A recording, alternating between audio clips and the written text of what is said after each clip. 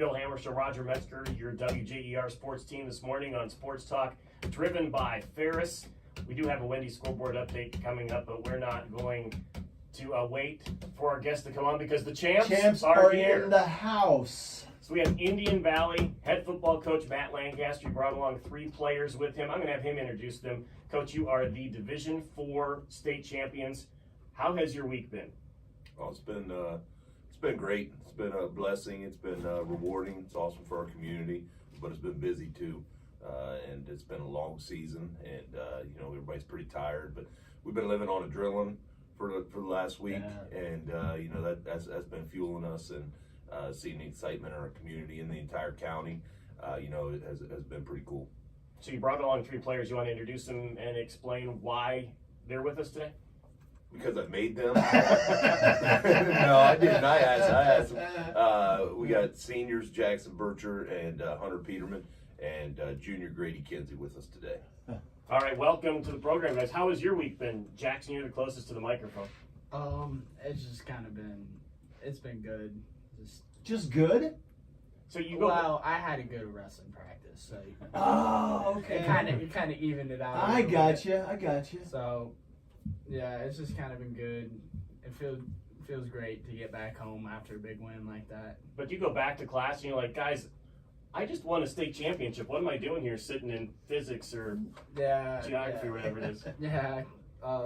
After that game on Monday, I had to go back in pre-calc and finish a test. Ooh. So that kind of sucked a little bit. But. So you guys got the win. A week ago today, you won the state championship game by just 1 point. Coach, I wanted to ask you, I know skilled team, great coaches and all that, but you need some bounces to go your way to win 16 games in a season and go undefeated and win the state title. As you look back on that game, are there any plays or any moments that you think this was the 50-50 or even worse odds that you guys were able to convert and get the win?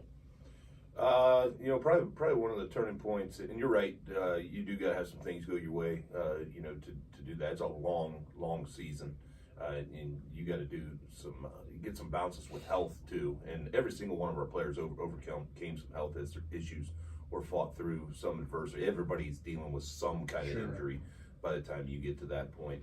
But probably the biggest turning point in that game where I thought if this doesn't go right, we're going to be playing from behind, and that's not the kind of game we wanted to be in, was when we got hit with the penalty, backed up to the goal line. And one of the 2 passes we threw was our running back was Grady Kinsey throwing a pass. He passed for more yards than our quarterback, throwing the throwback screen to the quarterback that Riker took about 50 yards, which was a huge turning point because we just got hit with the penalty. We're back 2nd and 19 or something like that, and to convert that play kind of shifted momentum back to us, and we were able to drive down and score. That was a turning point, but what we've come to call the stop at the end of the game was a big play too. We got a name for it now. Like I think it was the '88 Cleveland Browns, the drive and the fumble. This is the stop. This is the stop, and I didn't term it that. I just started seeing that, and it's pretty fitting because both teams were looking to get one stop. So I think those 2 plays were very critical in that game. So credit to Carson Hostetler on that one?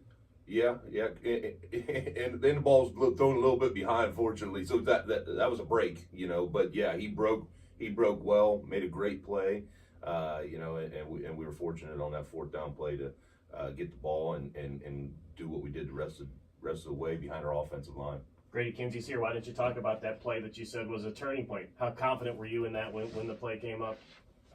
We've been trying that. Don't break things, baby. Come on now. We've been running that all year at practice, really. I think I was kind of, excited for it. I wanted Coach to call it all year, but I guess we waited for the right time, and we executed it well. It was actually... So you guys never ran that play in, like in live action? You never did it? That was the first time you did it? Yeah, that was the first time I've ever thrown the ball in a football game in my whole life. Seriously? Yes, in my whole life. And I think it went for 50 yards and was a big swing play in a huge game. Coach, you must have known something if you held on to that play until game 16 of the season, right? we knew everybody wanted to tackle Grady Kinsey. We saw some things on film. We put that play in last week, and we told the kids in practice. I said we are running this play this week. It's going to come out at the right time, but I promise that we are running it. Yeah, I was going to say it's a state championship game. Why hold it back, right? We practiced a lot of things all year long. That how long's our script, guys, on Wednesday? How many plays? Oh, a lot. 100 and something. I don't know the exact number. But if you watch a game, it looks like we run the same play over and over and over again. But we have a lot of plays that we only run once or twice a year, and then once you run a play like that, it's out for 5-6 weeks because it's on film. Sure. and teams have it, and then you gotta go back to the well with some other things. So the kids had been practicing that all year long, and they executed at the right time. That's for sure. I was going to say now, Matt. I mean, obviously you've dealt with me as part of the media. You met with Bill, but this is really ramped up this whole tournament run up to the state championship. You've had to deal with all kind of people. How were you able to adjust to that? I mean, just the fact that you're doing halftime interviews with Spectrum Sports 1 and you're doing previews and stuff like that. How was that for you? Was that okay for you or what? That's one of the hardest things to get used to and to deal with, and you want to protect your kids in a certain extent. And I was a bit fortunate to have a lot of mentors in coaching that kind of prepare you for what you're going to have to deal with, and Coach Jeff's been big, and all of our area coaches. Before we went into the Final Four, I spent about a half hour, 45 minutes on the phone with St. Clairsville's coach, Brett McLean, who we just beat, and and he was humble. He said, "Give me a call. I've been to the state championship game, and there's some things I'd change, some things I'd do differently." And I sat down and talked with him, and one of the things he told me was about the media. And he said, leading up to that week, we got kind of overwhelmed with the media, and it kind of took our focus off of what we were really trying to accomplish. So really protect your kids as much as you can from that. Select a few things to do, and we did that. We had a night where we let the TR the guys come in and get you. If you want to do a story about some of our kids, you got this window to come in and do. So some other things that we did, thanks to some guidance from some coaches, just to keep our kids focused on what the task is. Yeah, I know Dave Schleybaugh in those years at Highland, he would do that. He would have a certain day, like the leading up to the state tournament, where, hey, this is our time. You guys can come and talk to our kids and stuff like that. So that was really good. Otherwise, you're trying to schedule getting this kid out of class, getting Grady out of physics class at 12:20, and not to mention, I'm an American history teacher, and I get to teach 6 periods a day. So there's a lot of schedules to try to work around, and everybody wants access to you. And for me, I like giving access to those that have covered us all year long and our local people, because you got a lot of Ohio people that all of a sudden are interested in you, and I don't want to say like where you've been all year, but these people, our local community has been supporting us the entire year. So if anybody's gonna hear from us, it's them. I haven't heard from Hunter Peterman yet. No, we got to get him on there. Got to get him on there. So he's talking about the support of the community. You guys were talking before he came on the air about looking up in the stands and seeing that full stadium. Can you describe what you saw? Were you able to look up and see the crowd? Yeah, I took a quick look before heading out onto the field for the first time, and it was really crazy to see all of T County out there supporting us and seeing that we're fighting for more than just our team. But at the end of the day, we just had to put that all away and go and fight for our brothers and win. So at the end of the game, as the clock's counting down, what's the sideline like? What's the emotions like? What's it like as you're winning a state championship? I mean, it's just looking around at all my best friends throughout my childhood, and we finally accomplished what we've always wanted to do. And it's pretty magical to get to go over and just hug my friends and hug my family afterwards. I've seen that video. Yeah, I was gonna say, and you're playing with your dad. That had to be a really unique experience, especially when you win a state championship, right? Mm-hmm. It was pretty cool to go hug my dad, but my little brother's the right guard who plays right next to me, and it was pretty awesome to get to share that with him. Yeah. Too. What about you, Coach? I know that earlier in the week you said most victories for you feel like relief not necessarily joy, maybe a couple of them during the season against Dover, maybe that semifinal game. What was that feeling of joy at the end of that game compared to relief other times? Oh, it was awesome. Especially the people Canton, Tom Benson were really good about our families being on the field as well, and that's very important to me. My wife and my kids have sacrificed a lot, so have the rest of my assistant coaches and their families. And I was just sitting here thinking that I remember when Chad Peterman was on my staff, or we were coaching together when Hunter was born. So it's really a family atmosphere, and we've watched Hunter grow up together, as well as all these kids we've watched grow up. So being able to celebrate with my wife, and it was neat. Had my wife and all three of my kids at one point. But at one point it was just four of us, and my oldest son JD couldn't find us, and then to get to celebrate with them. Matter of fact, when they dumped the water, I think Carson was dumped the water on us and hit mostly my wife and daughter. So my wife says she owes Carson one. But that was really cool. But then afterwards, usually it's just a relief, and then you're starting to think about the next game. You're starting to do the trade, and a mental clock starts working of, I got to have this done by this time tonight, and then this done by noon tomorrow, and then this done by 5 o'clock, and then your offensive meeting, your defensive meeting, all that stuff. Get ready for the next week. So to not have that and just get to enjoy it afterwards, that's pretty cool. Have you enjoyed a good night's sleep Since then? Yeah.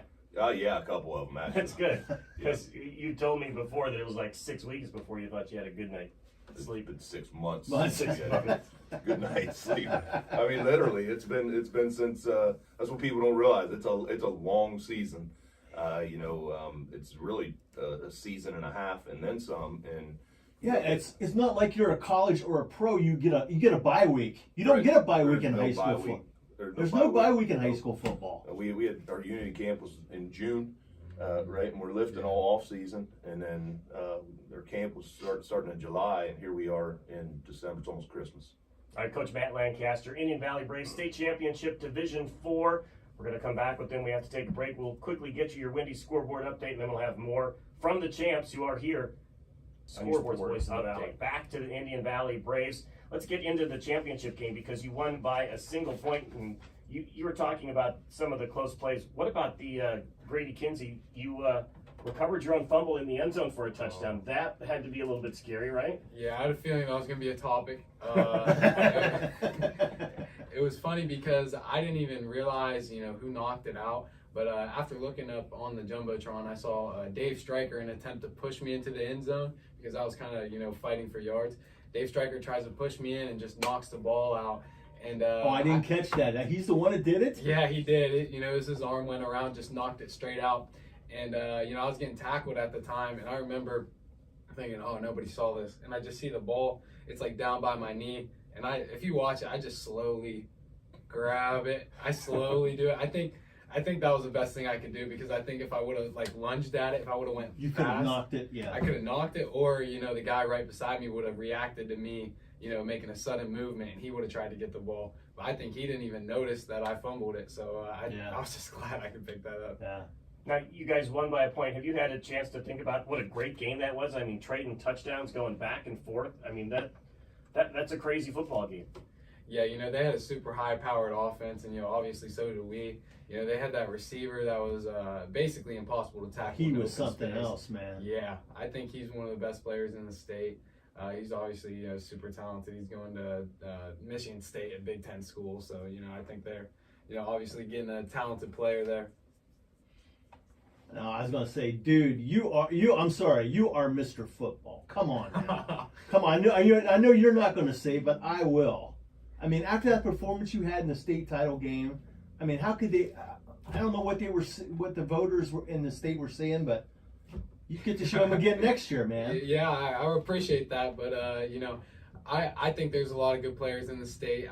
I personally, the only thing I don't understand is I think they should wait until after the state championship. I agree with you, because I think that quarterback from Liberty, he was good. Andrew Lender, I think he would have had a case to make for it. I think also I would have.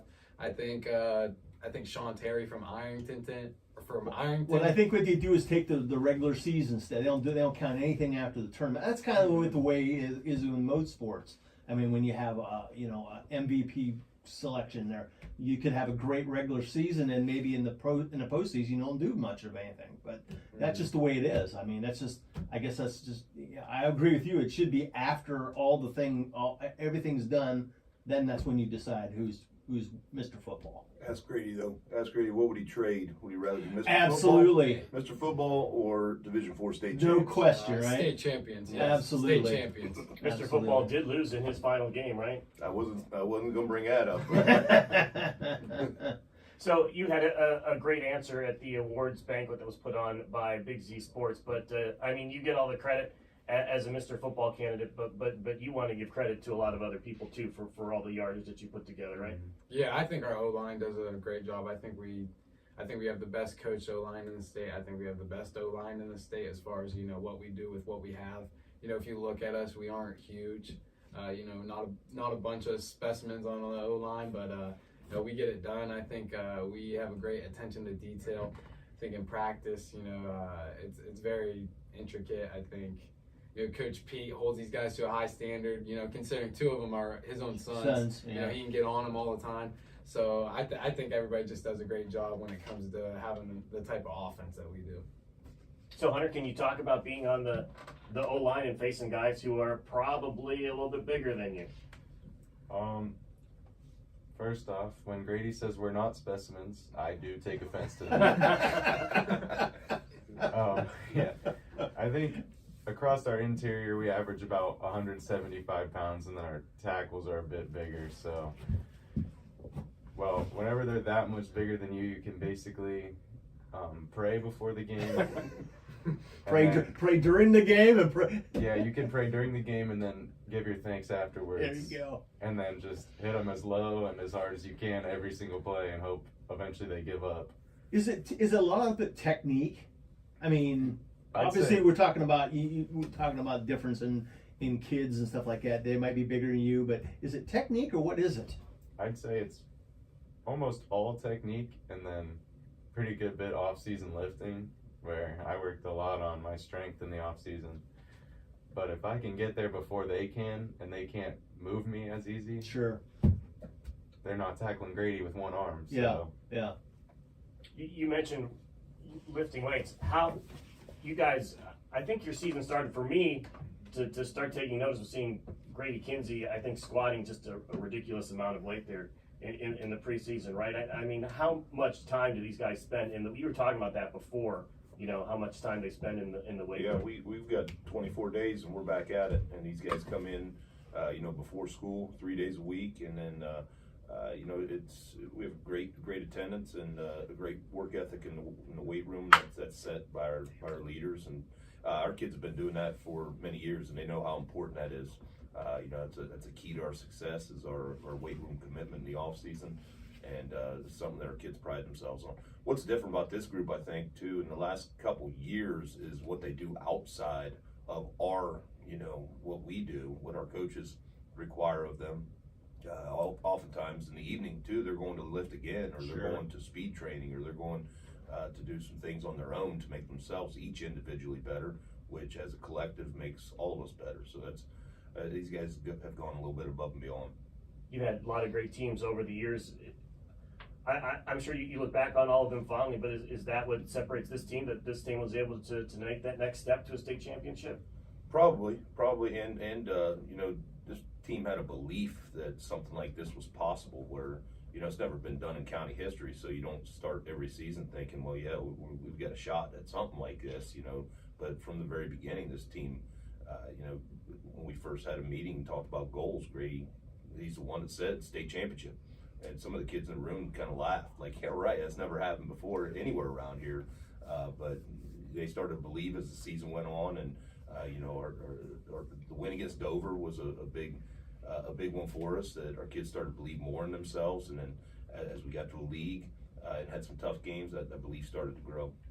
I was going to say, is that the Dover game? Obviously, you had never beaten Dover or whatever, and Yeah.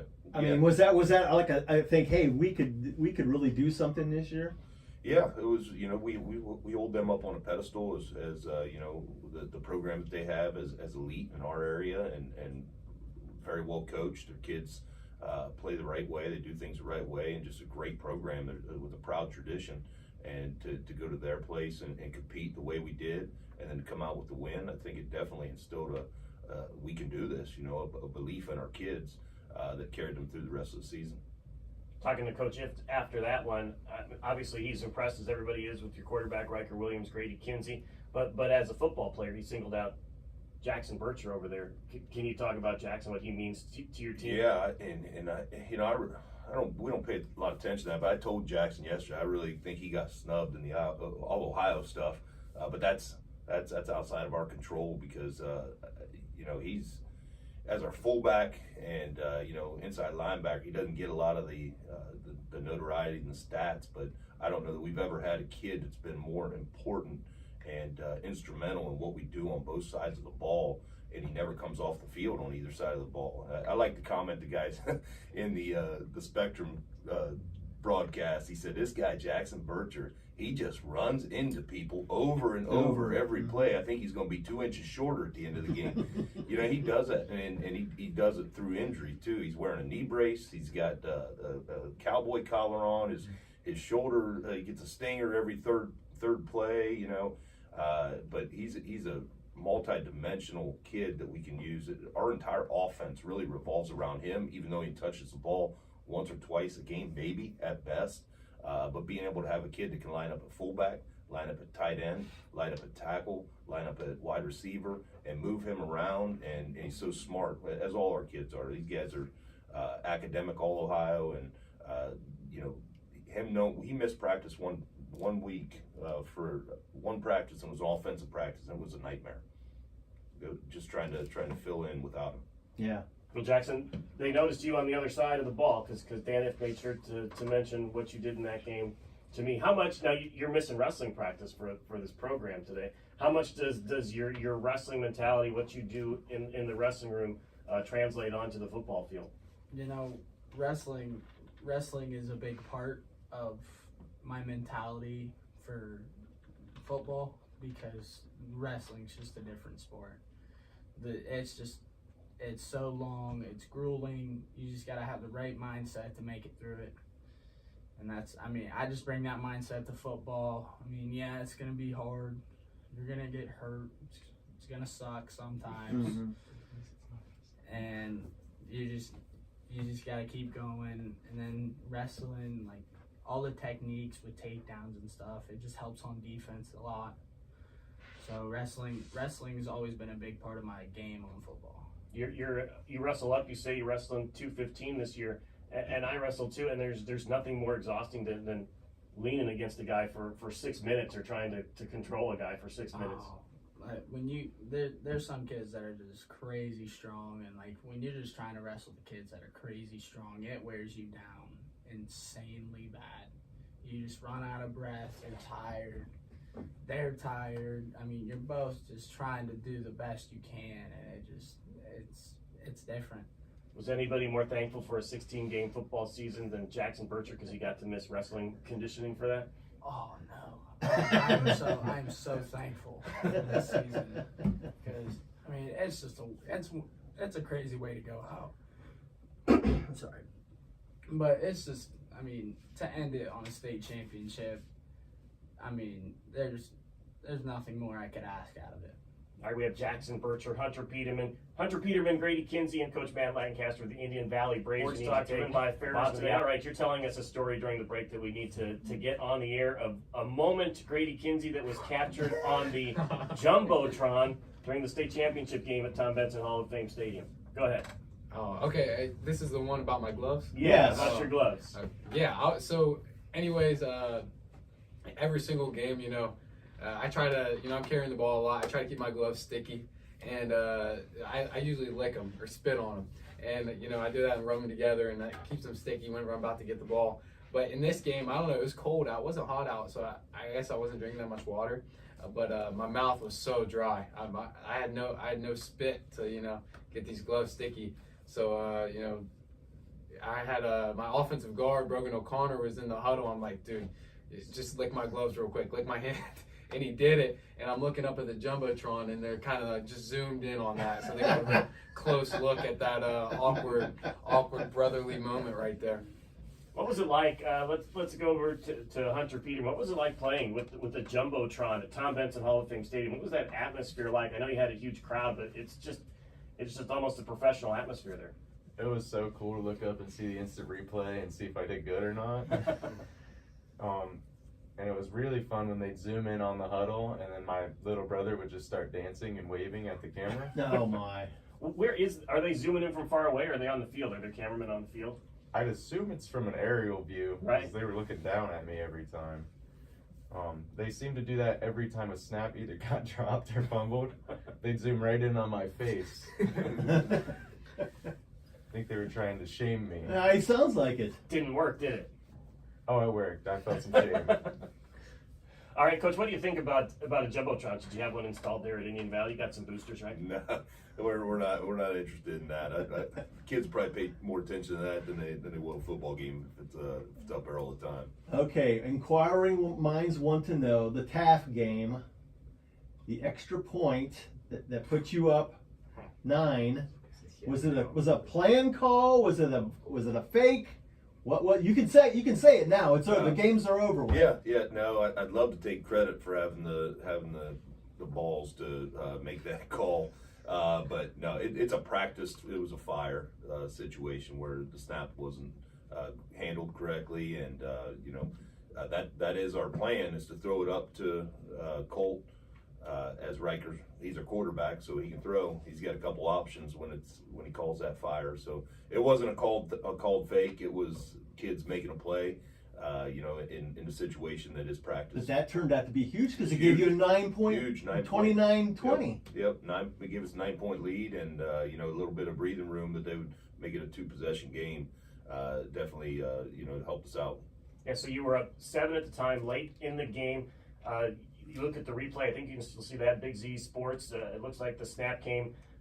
Riker Williams kind of had the ball sideways on the ground. Yeah. So he got up and threw it to the kicker and scored the 2-point conversion just to set that up. It seemed like after that, Taft didn't have much energy left to finish that game. Yeah, and I'm glad we got that 2.2 because the kids wanted to go for 2. Hunter was 2. All the kids were raising their Really? 2 fingers. They wanted to go for 2, to make it a 2-possession game, but I felt I'd rather make sure that at the least we're playing for overtime. Exactly. If they miraculously get 2 scores in 40 seconds, then at least we got overtime and a chance. So. All right, we got some inside information. The coach says it wasn't real, but the players wanted to go for 2.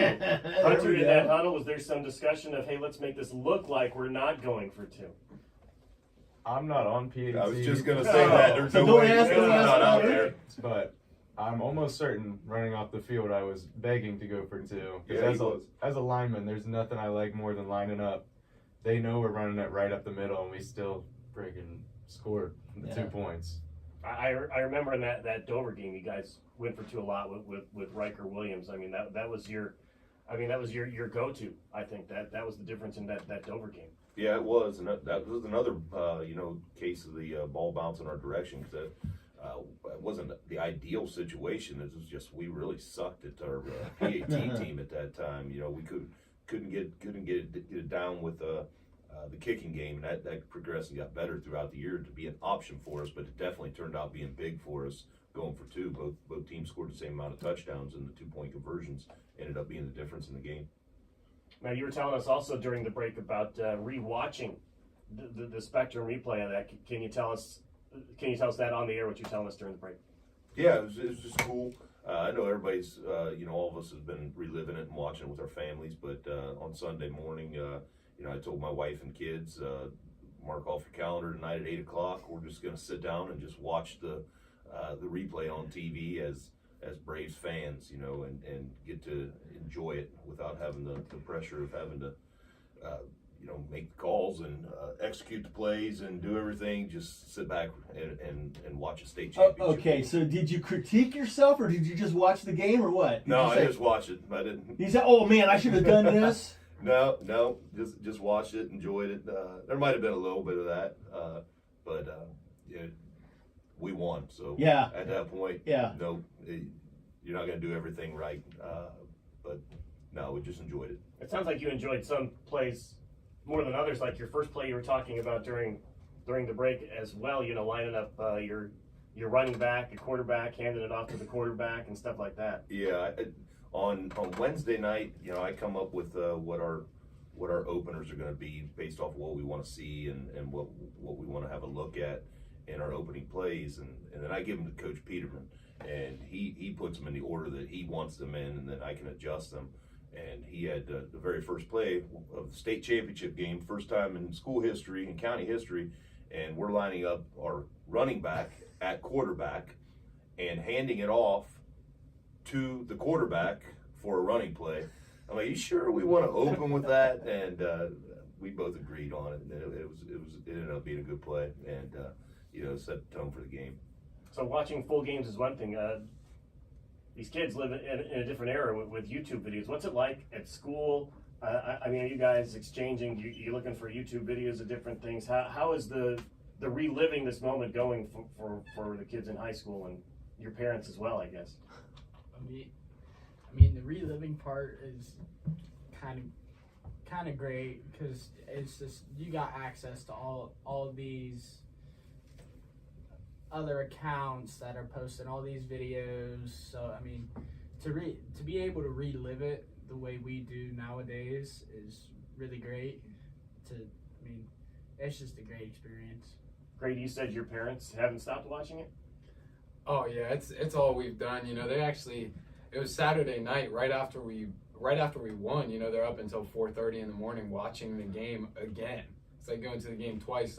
You know, they said they weren't cold this time. You know, they're by the fireplace. It wasn't bad. And they get a better view. They could see the, you know, different angles they had on, you know, down on the field and up from the press box and everything. So, you know, I mean, I've been watching it too. I've been, you know, like Jackson said, about watching every single video that's, came out. Like every single video that's came out. I was just watching a Perkins hype video yesterday. It was actually pretty cool. I enjoyed watching it. And I've seen every clip 1,000 times. I've seen what everybody said on every platform as far as the Indian Valley Braves and the state championship. And I think it's just amazing how proud everybody is of our team. Okay, now I want to know about 22 Spears.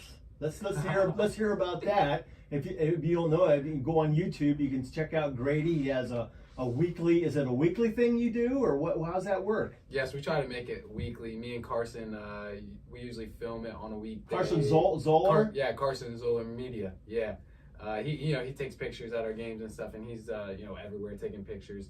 And we try to film it on a weekday, and we try to make it come out on Fridays. But it's like a day in the life of Grady Kinsey, man. That's pretty cool. Yeah, I guess as exciting as that gets, you know, day in the life of Grady Kinsey. But I try to go over and recap the game and show some highlights and all. How did that all come about? Did you just say, hey, I want to do this, or was it Carson's, or how did that work out? So I've known Carson forever. You know, he's always been around the program, taking pictures and everything. And I went to elementary school with him and everything. And it was actually this winter. He's like, how would you feel if we did like a weekly thing, like a recap and like a look ahead, or just like a video every week in the season. And I thought, I was kind of hesitant a little bit, like maybe it'd be a distraction, but I think we did a good job of keeping it in its confines and doing what we need to get some people some content about the Indian Valley Braves that won it. Well, dude, you ran for 3,000 yards. I don't think it was a distraction. Yeah, I think we did a good job, keeping it in its place and putting out videos out there for the people that want to see them. You don't want to come on your own show after rushing for like 20 yards on 15 carries and fumbling the ball a couple of times. Maybe it puts a little pressure on you. Yeah, I guess that would have been awkward if I would have had a game and had. I never thought about that, Bill. That's right, man. Well, he hasn't had to have that. No, right? He hasn't had to worry about it. He's created his own pressure on himself to keep going. Hey, this is Sports Talk driven by.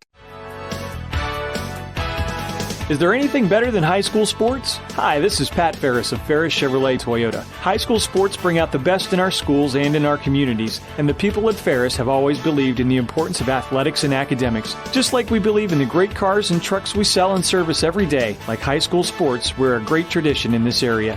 Ferris, on the Wabash in New Philadelphia.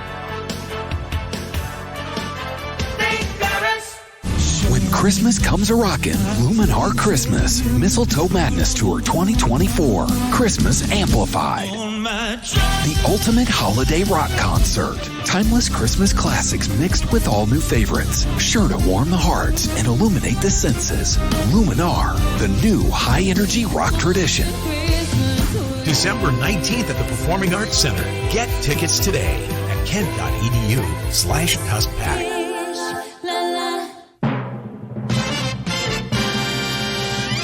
Matt Argento, this is your radio station. WJER, W Philadelphia. We now return to Sports Talk, driven by Ferris, on the sports voice of the Valley, WJER. Bill Hammerstrom, Roger Metzger, Sports Talk, driven by Ferris, here on your sports voice of the Valley. We have the Indian Valley Braves, Division IV state championship football team. During the break, Coach, your players were talking about how some of the younger players, Hunter Peterman said the elementary school linemen just love him and his brother, and it sounds fun for them. But for you, I mean, you can talk about how great it is to have these little kids looking up to these guys, just as they probably looked up to players that you've had in the past. Yeah, it's awesome. That's part of the family atmosphere that we have. Is I know these guys looked up to the players that were there when they were in elementary school, and our elementary kids definitely look up to these guys. Anytime they get a chance to be around them, you see some of those little kids on that Jumbotron, from Indian Valley, and they definitely idolize these guys. And I hope that they idolize these guys, not just what they do on the field, but what they do off the field and in the classroom as well. And they need to understand that that's a big part of it. These guys are awesome student athletes first, and they do great things in the classroom. They do great things service-wise in their communities. And that's just as important as what they do on the field. So has it sunk in yet? I mean, we haven't even a whole week. We're not quite a week yet that you've won a state championship. Has it sunk in? Will it sink in? When do you think that will happen if it hasn't already? Yeah, it's starting to. It's surreal at first for a while. But speaking of some of the things that they were talking about with reliving things on YouTube and pictures, now seeing some of the images, what I like seeing the most is the post game, is seeing the pure joy on their face. Well, one of my favorite parts of watching the replay is when they were holding up the state championship trophy, and our kids are all on a knee, and Jackson Bircher's right in the center of him, and his knee keeps coming off the ground. He quit talking and just give me that thing. And then the kids just take off sprinting towards it. And if you look at the pictures, they're just the pure joy on their face. Grown men, tears of joy, and those are the things that make you realize you'll never feel that again, how you felt in that moment. But you realize that you did feel that, and you did accomplish something pretty special. So we're pretty blessed, and I know our community is excited as heck about this as well, as they should be. Yeah, Jackson, can you describe how you were feeling in that moment? It was a surreal moment. I was so excited to finally have one of my lifelong dreams come true, and I just kind of wanted the trophy at that moment in time and celebrate with my team. So what you got wrestling now? So what's your goals now for wrestling? You carried a trophy in football. Go carry another one in wrestling. There you go. What's up for the Indian Valley Braves? I know every team has an end of the year sports banquet. What are you guys doing? You doing anything special? Anything that the community might get involved in? We're in the works right now with what we're going to do, and we're looking at not having a banquet and then having something, but we're going to have a community celebration down the road here, and we're in the works of that right now. Looking forward to that. Again, that's Coach Matt Lancaster of the Indian Valley Braves. He brought with him Grady Kinsey, Hunter Peterman, Jackson Bircher, some seniors on his state championship football team. Do you want to take a minute for thank yous or to say something to the community because of the way that they turned out for you? They've supported you all season. Oh, yeah, definitely. I want to thank everybody within our program because not only, were we going 6 weeks longer than a normal season, but so were all our volunteers that keep this thing going. Mm-hmm. All of our staff people, our video, our trainer, Bethany, and video, on and on and on. Everybody that volunteers their time all season long and do it out of the love for the program and the love of our community. But definitely thank you to our community. You know, Braves Nation is tremendous, and thank you to our greater community too. T County came out in droves, you know, and really we felt that support going in the preceding 2 weeks. Everybody started to rally behind us. Our area coaches were reaching out to us, you know, teams and the student section. You saw Letterman's jackets from all over the county up there.